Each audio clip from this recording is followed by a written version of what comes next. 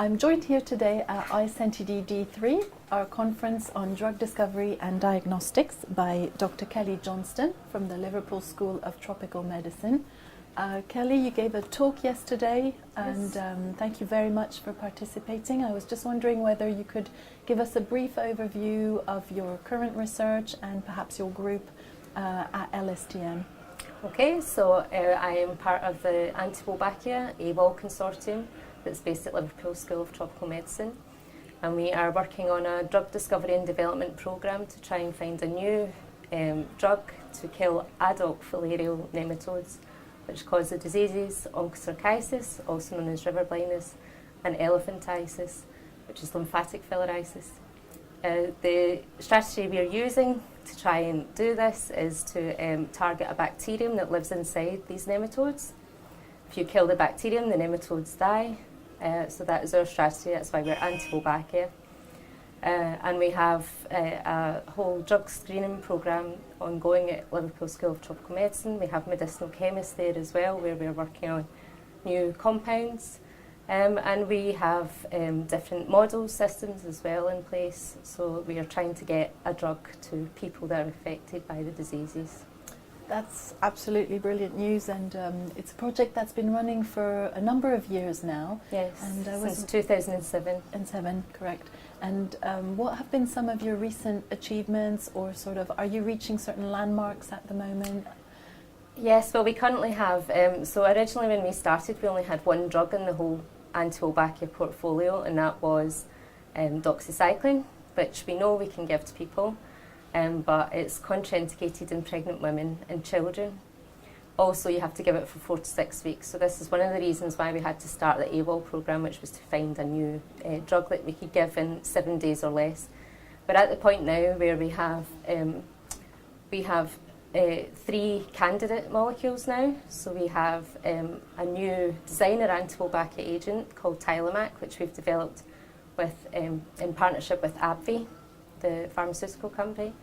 We also have high-dose rifampicin as another candidate in our portfolio, and fusidic acid, which is another known antibiotic.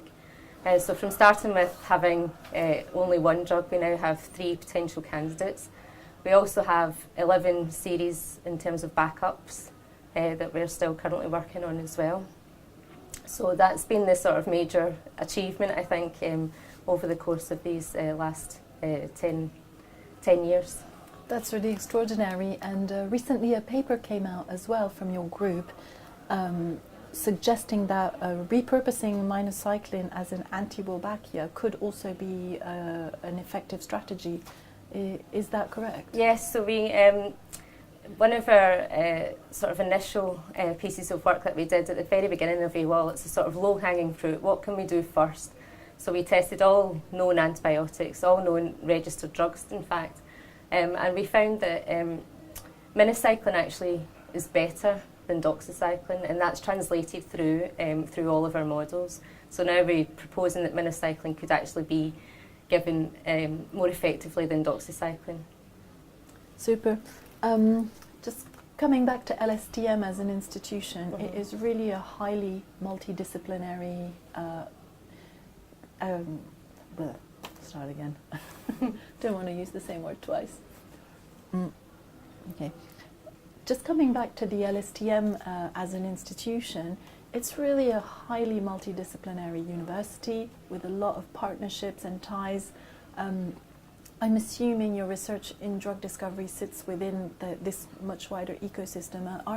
Are there partners that you're still looking to reach out to, or are you working hand in hand with other departments internally?